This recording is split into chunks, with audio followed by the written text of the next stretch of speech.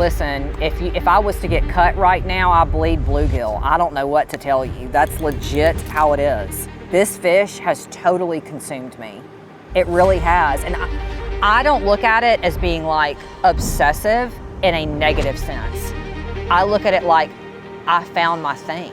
It's tough, it's hard work, and it's manual labor. Like, let me make that very clear. You lug in a 50-pound bag of fish feed on each shoulder multiple times throughout the week. Like, you're out here cutting the grass, you're doing all the things you have to do to make sure that the environment is right for this fish. And then you get to reap the reward, which is giant bluegill, beautiful fish. You get to put kids on their first fish out here. You get to work with disabled veterans. I mean, it's like you're living a dream. It really is. So I don't know if you asked me a question in that, but that's when you got to stop me if I just ramble.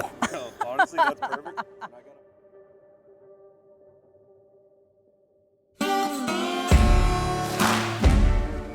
We are doing something a little bit different today. It's going to be really, really, really cool. Reached out to one of my friends, Sarah, who has some really cool fish in her pond. You will see, we're pulling in her driveway right now at her place called the Slab Lab. They're trying to grow world record class coppernose bluegill. So this is the Slab Lab. It was lovingly named that a few years ago when we discovered that we could really push the limits on growing trophy coppernose bluegill. My dad and I, along with American Sport Fish, work year-round and around the clock to push the absolute limit on growing the world's largest coppernose bluegill. Super excited to catch these fish, how they take care of this place, the problems they've had, solutions they've had, and everything they do here at their place to grow these gigantic bluegill. Let's get out and check it out right now. How are you? Doing good. Hey, thanks for letting us come over and check this out. I'm excited. I'm like a little kid. Are you really? Yeah, I mean, that's what we were just talking about. You know, when Did you catch giant trophy bluegill when you were a little kid? No, they're about that big. That's what we were just talking about. Usually when you grow up, the first fish you catch is a bluegill, and it's usually little bitty, and now we get to catch world-class ones, so I hear. Yeah, I'm excited to show you what we got out here at the Slab Lab. I think we're gonna get on them today. We've got a little bit of wind coming this afternoon, which always makes the bigger bluegills move up and eat a little bit better, so it's gonna be a great day. Really, it's like that? It's like that. Like You gotta be dialed. Time of day, wind, weather variable, even on bluegill is a thing. Water temp is a big driving factor on big bluegill too, so this is the perfect time of the year to really target world-class trophy bluegill. I like it. I'm excited. Let's do it. Because see, these water temps are warm and they're up, they want to spawn. So that is, they're wanting to eat, they're wanting to forage, they're wanting to do all the things. So today is one of those days where you could pretty much drop a gold hook in there. That's the kind of fishing I need. Yep, well, that's what you're about to get today. Okay, so tell me, Mr. Pro, where would you make your first cast if you wanted to hook into a big bluegill today? I would probably throw right by that feeder right there. You go right ahead. Let's just see if there's anything there. That is not where I would throw. Go right ahead. I want to know what she said. Nothing. They're probably in the shade though, honestly. I don't know what these bluegill really like. They're very light sensitive, so that's a correct statement. I'd probably go shade next. Maybe that, we got a little stake bed out there. I don't know. So average depth out here is 6 foot. Okay. Deepest point's 9 foot. We're not gonna fish that area today. So usually somewhere between 3 and 4 feet, because those fish eat up. They're gonna see it, they're gonna charge it. That's how it works. Okay. Cast that way. As far as you can, send it. Okay. I feel like I undersent it. I'm not even sure if there's bluegill in this pond. And she catches one as soon as I say that. This is probably more like the size that you're used to seeing. We're gonna let her get up here. Would you say this is what you're used to seeing as a bluegill? Yes, that's a big bluegill. Per average, that is a big bluegill. So this is what we cull out here. I would eat this fish. I would not release this fish. We cull 10 inches and under bluegill to continue growing trophy fish. That's what we do. Beautiful though, isn't it? That's a what, 9-inch fish? It's not even 9. It's probably 8.5. And I would eat her. It's also a female. I felt a little tick off that rock pile. Sometimes a big old bass will come off this rock pile too. How big a bass are in here? On average, they're gonna be between 4 and 6 pounds, but they're like little footballs. Yeah. Because they're tiger bass. So they're Florida and northern hybrids, and they're beautiful.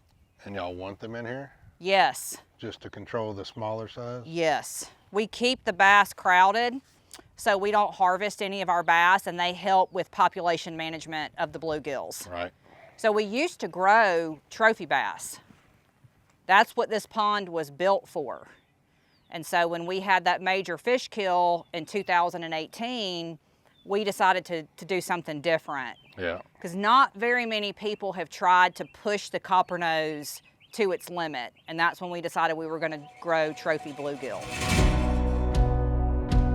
Up until 2018, we grew trophy bass here just for leisure, just as a fun hobby. And then we had a major fish kill in June of 2018.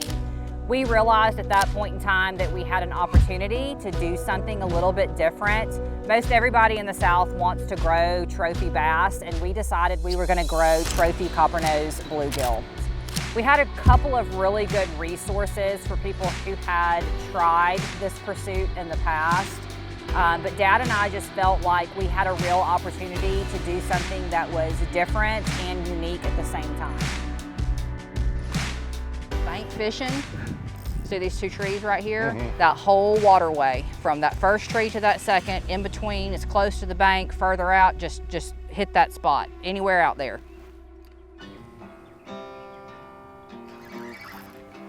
Have you got me? I don't know. I got something. You had me.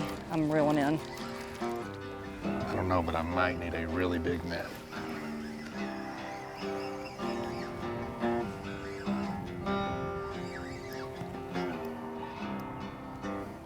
I'm feeling it. This is one of them. It's bluegill. Oh my gosh. Look at that dude. I don't even know if you can bank flip that on 4-pound test.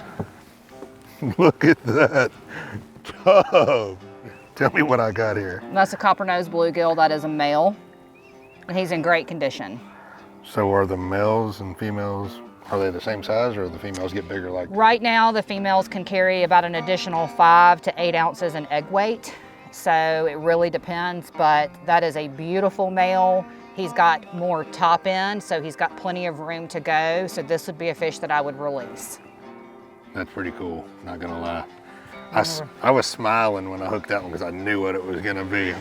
I'm a big ass dude. My hands are huge, and look at that bluegill. He's bigger than both my hands combined.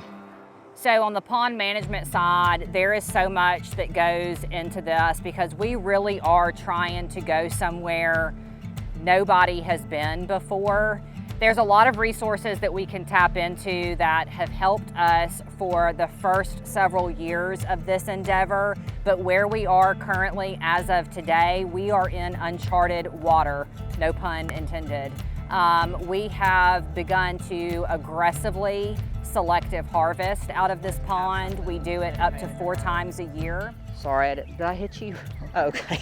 That's probably gonna happen at some point today, and I'm gonna apologize in advance. Yeah, I'm kind of not used to people swinging on me like that. It's Whack-a-mole. It's usually me hitting Well, I Jesse. told you to come get in this place.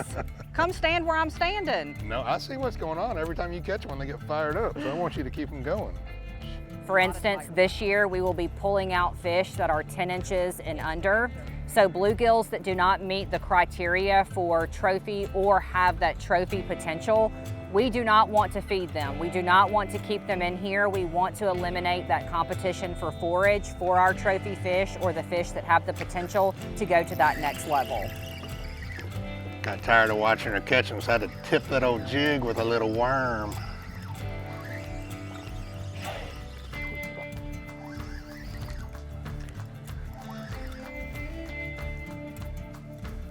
God almighty. That is just insane. I feel like I need to buy Sarah a dip net.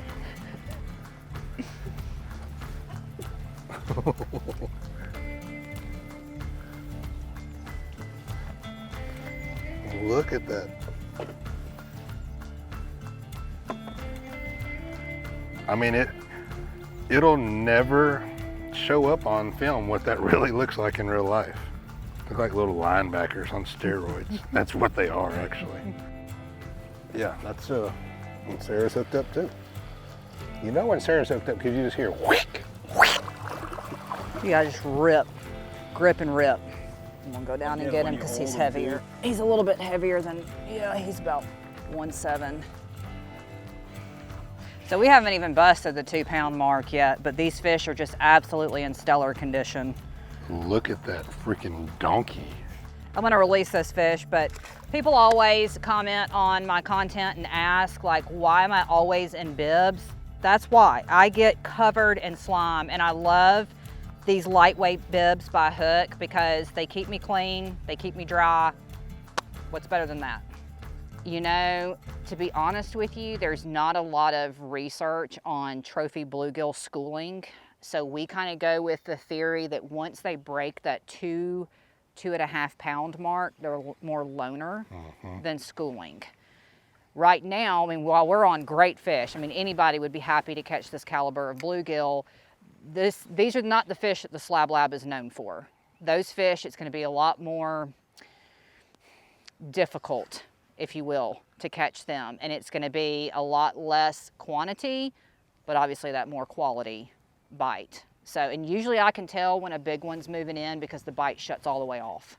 Really? That lets me know something, either it's a bass that's out here or it's one of my bigger bluegills. That's kind of a clue for me that, hey, I need to stay, make a couple of more casts here just because I think that maybe a bigger fish has entered the chat. Big bluegill has entered the chat. Watch it.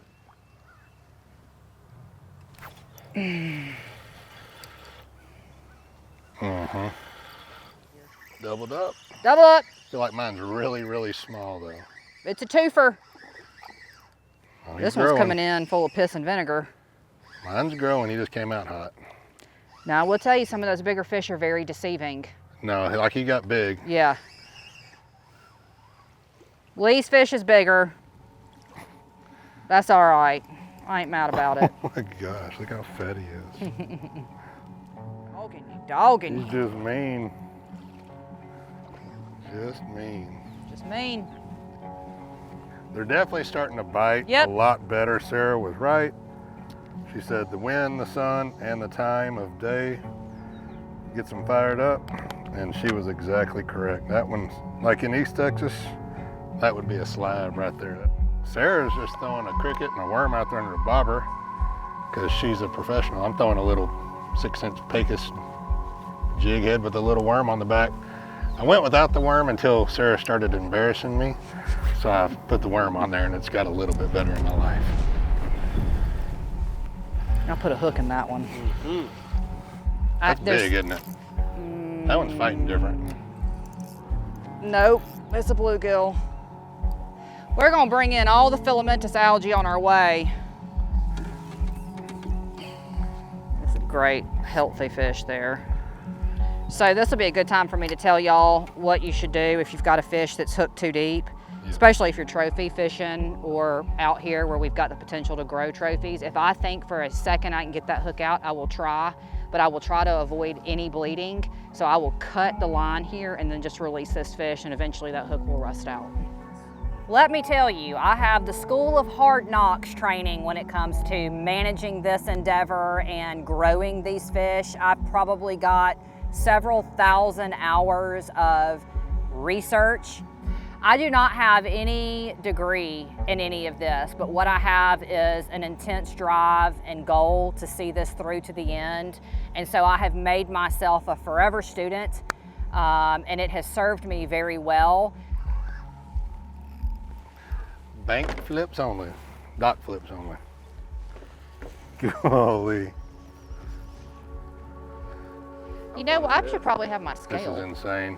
just on the off chance. It really is. And that's not even a big one, but Big thank you to Sarah and her dad for letting us come out here and catch these monsters. I'm jealous. This is fun. I mean, this is every fisherman's dream. That's 99% of the anglers in the world. That's their first catch is a bluegill, and catching them this big is crazy. When you manage as intensively as we do, and this is not for everybody, what we do out here is very left field. It is very intense. It requires a hands-on approach 24/7, 365. Dad or I have always got eyeballs on this water. We've gotten very good because we've learned a lot of lessons the hard way at spotting problems. One of the things that we deal with is heavy algae blooms. We've got reduced visibility. The water is just not the right shade of green. We know immediately that intervention needs to happen. Something else that people may not know about how crazy and obsessed we are with growing these fish is that every single morning we have emergency oxygen that cuts on to support the life of these fish between 3 a.m. and sunrise. That is the danger time out here. That's when dissolved oxygen is the lowest because it's been nighttime, the sun's not been out, there's been no photosynthesis, so that bloom starts to die off. As those blooms start to die off, they pull oxygen out of the water. That can leave a critical dissolved oxygen level for your fish. So we're always watching very closely to any changes out here or anything that might signal we've got an issue. I guess that's about the only way you can. I see Sarah doing this in all her videos and I totally see why now. Yep. Look at that thing. It looks like an alien. Told you, sci-fi. That freaking fin.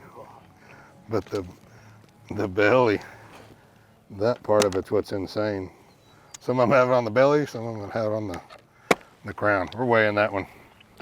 My big right now is a 1.9. Surprised if it was over 1.9. I'm going 1.11. Okay, then with the 11, that's energy. Settle down. I'm gonna go 112. I'm gonna go big.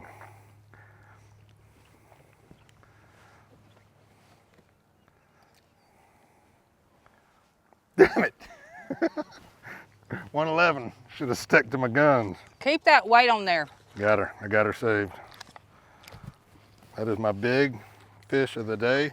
111. Gonna get him back.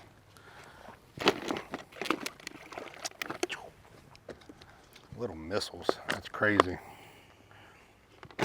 1 pound, 11 ounce coppernose bluegill.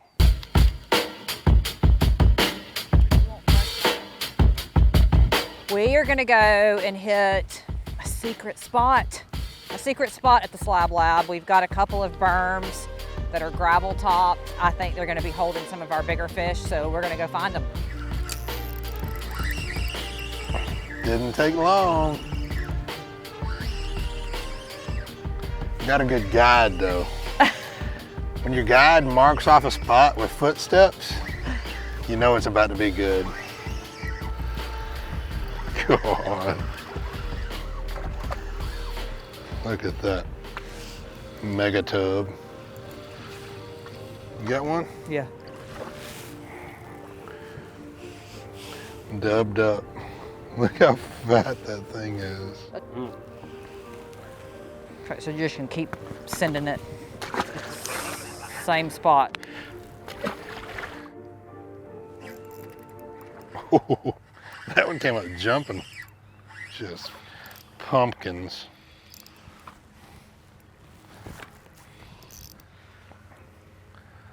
Look at the color differences in these two. Mine is like purple as can be, and dark. And they will darken the more you handle them because that's a threat response. They'll change their colors because they feel threatened.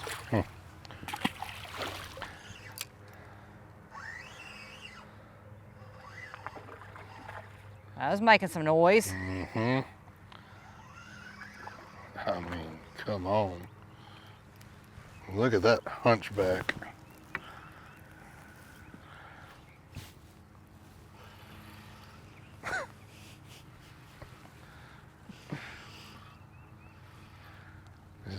is, and you know it. Male. I haven't weighed one in a minute. Put him on a scale. Seeing if I'm big eyeing them now or if they're still the same size. Because that is an excessively large bluegill. Call it out. What are we guessing? I already saw it. 1.5. 1.8. Oh, got a little tilt detected. Tilt detected. 1.8. 1.8. I was off by 3 ounces. This is a male bluegill. This is a female. So the biggest differences are going to be the size of the ear tab here. The male's always going to have a larger ear tab while the female is going to have a smaller ear tab. Plus the coloring. You can see the male is a lot darker and the female has more of the gold hues on her. I've got a couple of berms that are built up and it's almost like a breeding ground. So this is a place where they can spawn, but it's also a place where they can just stack up. They've got plenty of room out here and we've got a little bit of deeper water on either side of those berms. So it's just a really good spot for these big bluegills to get.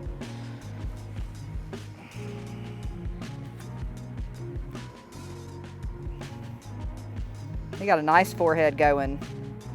He's gonna grow into that nicely. That one looks pretty big. I just don't understand how they can get bigger, you know what I mean? Oh, they do. That's bigger. That's gotta be bigger. It is. That's the biggest fish off the berm yet. All right, give me your number. I'm gonna go 112. That would be the big fish of the day. What is it? 1.8. 1.8? You lie. 2 pounds exactly.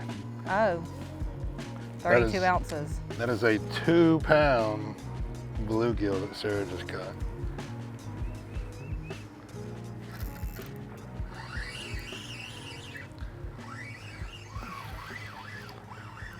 Oh my God, you caught a gill cracker. A gill cracker. This is the hybrid. It's a big hybrid. Nobody ever catches these on film. This is a huge moment. Well, hope our battery's not dead. This is your fish, I'm sorry, but do you mind if I talk about it? Yes. This is a hybrid between a shell cracker and a coppernose. We call it the gill cracker. You'll notice it's got a lot of the features of both fish, but the most distinct way to tell that this is a hybrid is this ear tab. This ear tab does not have any of the red or the orange that you would see with a shell cracker, and it's not solid black the way you would see it with the coppernose. So this is a fantastic fish. We are just in the beginning stages of studying and understanding this fish out here, but it is an absolute brute. And what did you say when you were reeling it in? It felt different. It felt different right off the bat. They do. So absolutely cool fish. That's a great fish.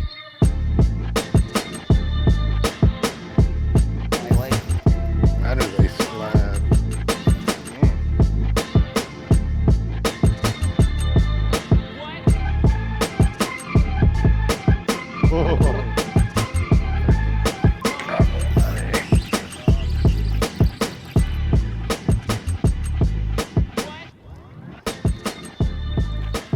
It's a big one. I don't know, that's pretty big. Yeah, that's one of the bigger ones I caught. I think that one's probably 2 if you want to weigh it. For sure. It was close. Oh, got my first 2 pounder. What is it, 2 on the nose? 2.3. Hell yeah, brother. 2.3 right there on the Bubba. That is our first. I see why now. See how just monsterly, mutantly fat it is? That is a 2 pound, 3 ounce bluegill. It's a great fish. At the Slab Lab. I feel like the Pope's rolling up. Need to tuck my shirt in. No. They're biting. Dad, this is Lee Livesey. That's my dad. Dennis Olive. This is Jesse. That's my dad. What's going on, Dennis? Lee Livesey. Nice to meet you. Y'all catch this fish like this down there in Texas? Not at my place. You can catch some big red ears, you know, in certain lakes, but not like this, obviously, no. Yeah, we push them hard, man. We push them real hard here. It's cool. We want to see. We don't want to grow big fish. We want to grow the biggest fish. Amen. Right. We don't. We're just not interested in big fish. Good sentence. Yeah. Good sentence to have.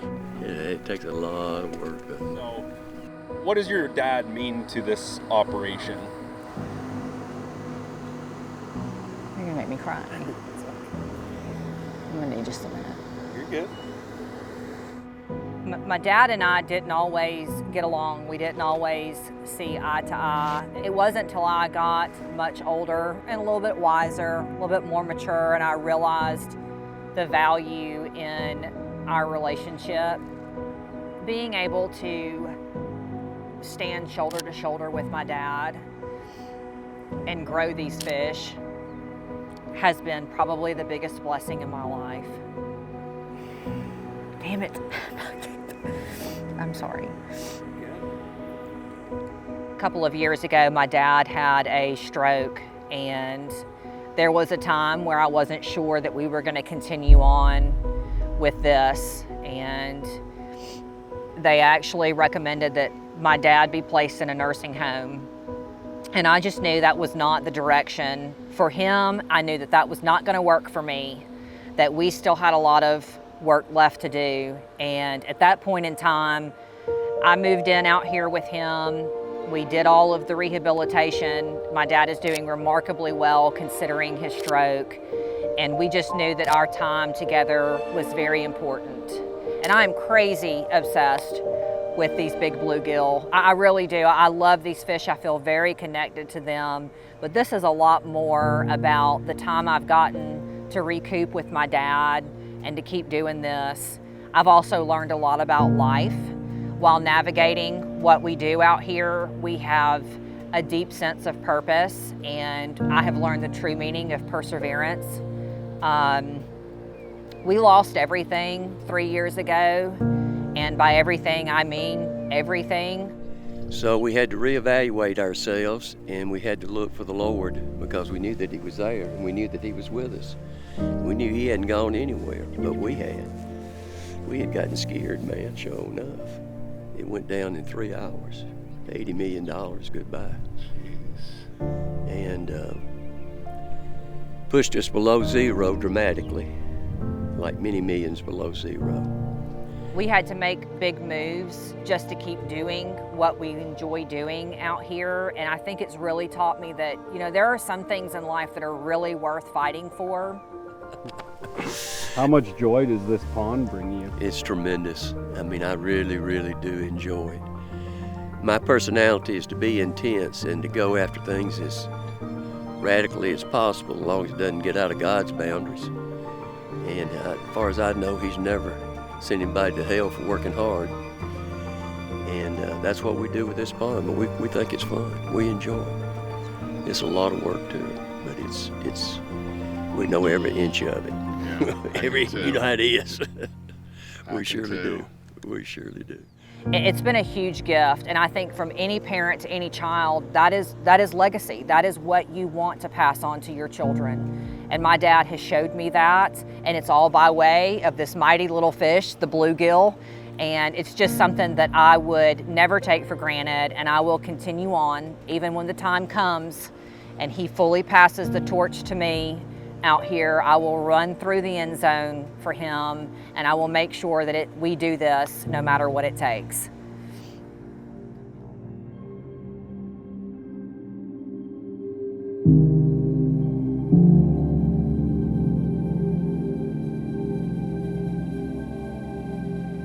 It's July 20th, 2025. I'm out here at the Slab Lab looking at my 5-acre pond, and it is literally bank to bank covered in bellies and fins. I'm gutted. I'm literally gutted by seeing this, because I'm looking at 7 years of excruciatingly hard work. And I do mean hard work, blood, sweat, and tears, literal blood, sweat, and tears. I'm looking at it all floating on the surface.